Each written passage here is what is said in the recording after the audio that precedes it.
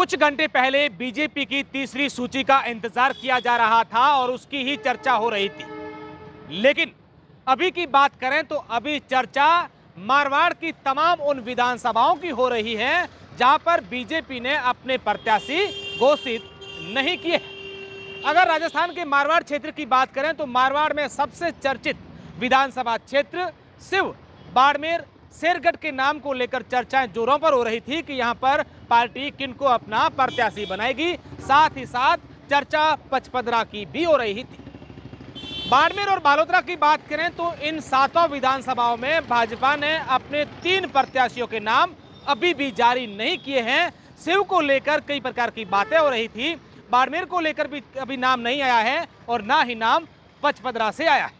हालांकि शेरगढ़ को लेकर इतना कंफ्यूजन नहीं था, वहां पर जो नाम है बाबू सिंह राठौड़ का नाम वो प्रबलता से सामने आ रहा था और उनके नाम पर जो है लगभग मोहर लग चुकी थी, लेकिन इस सूची में उनका भी नाम नहीं आया।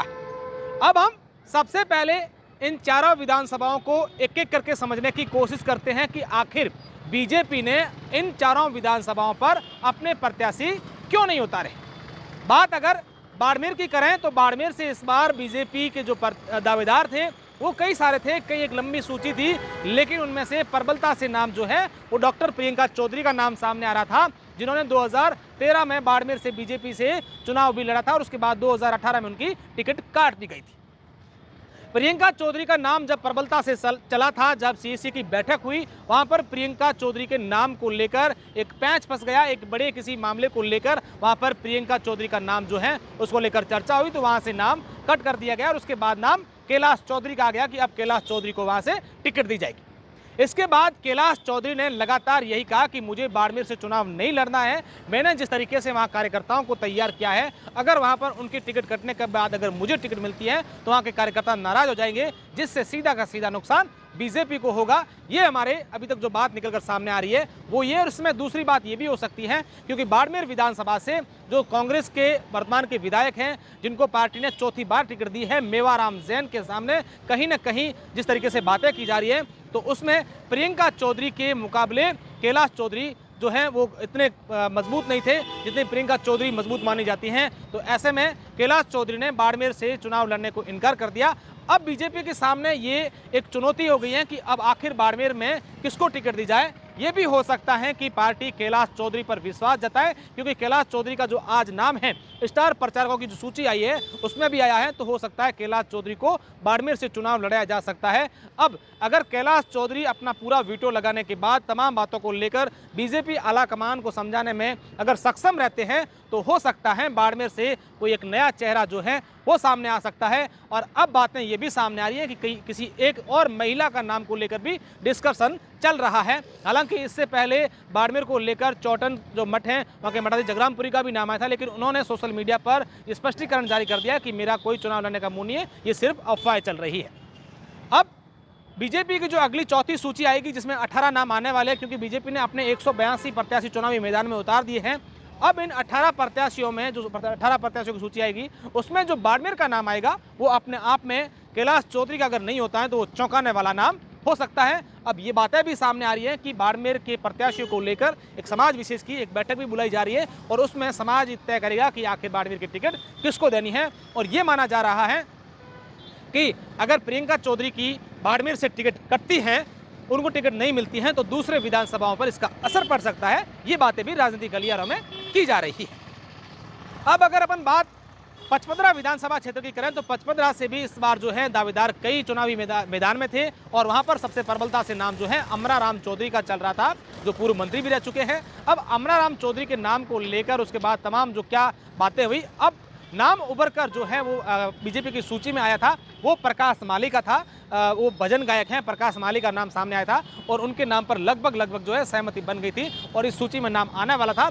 लेकिन ऐसा बताया जा रहा है कि आज इस नाम को लेकर जब चर्चाएं चली तो प्रकाश माली के अलावा जो दूसरे दावेदार थे उनकी ओर से केंद्रीय मंत्री कैलाश चौधरी को फोन किए गए और नाराजगी जाहिर की गई कि आखिर में प्रकाश माली का जो नाम है क्यों हम लोग तमाम जो है तैयारी कर रहे हैं। ऐसे में हो सकता है बीजेपी ने इसको लेकर पचपदरा विधानसभा को लेकर नाम होल्ड पर किया है और अगली सूची में है वो किसका नाम आए। अब बातें सूत्रों की माने तो पचपदरा से नाम में फेरबदल होता हुआ नहीं नजर आ रहा है। हो सकता है किसी और कोई दांव पैंच फंस जाए और उसके बाद वहां पर नाम को चेंज किया जाए।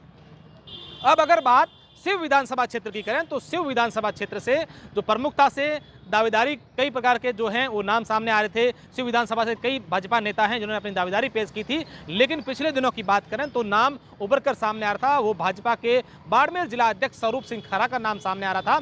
लेकिन उसके बाद रविंद्र सिंह भाटी ने जब भाजपा ज्वाइन की तो उनका नाम भी वो शिव विधानसभा क्षेत्र से आने लगा। खुमान सिंह जो 2018 के प्रत्याशी रहे उनका भी नाम आया, पूर्व विधायक जालम सिंह रावलोत रहे उनका भी नाम आया, राजेंद्र सिंह भियाड़ का भी नाम आया। इसके अलावा कई नाम जो है वो अलग अलग सामने आए। लेकिन कुछ दिन पहले की बात करें तो वहां पर स्वरूप सिंह खारा का नाम जो है वो तय माना जा रहा था, लेकिन कल और परसों के डिस्कशन के बाद वहां पे नाम में जो है बदलाव किया गया और अब ऐसा बताया जा रहा है कि जालम सिंह रावलोत का नाम जो है वो शिव से फाइनल किया गया। तो उसके बाद से बीजेपी के लिए वहां पर भी पैंच फंस गया कि अब आखिर जालम सिंह रावलोत को लेकर अगर नाम जैसे ही सुर्खियां में आया तो दूसरे नेताओं ने इस बात को लेकर बीजेपी आला कमान को कह दिया कि हम जालम सिंह रावलोत के साथ साथ हम लोग भी दावेदारी कर रहे हैं और ऐसे में उनका नाम क्यों नहीं आया है। तो तमाम बातें हुई हैं।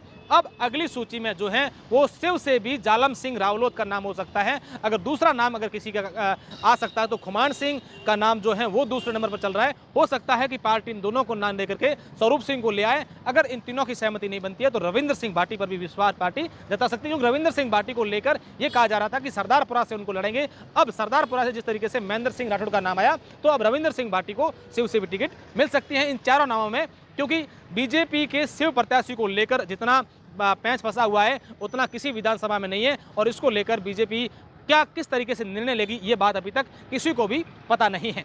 इस तरीके से जो है शेरगढ़ की बात करें तो शेरगढ़ में भी वहां पर दो नाम थे, लेकिन वहां पर जो है लगभग नाम बाबू सिंह राठौड़ का जो है वो तय माना जा रहा है। बीजेपी अपनी सूची या तो आज रात को या फिर कल तक जारी कर देगी।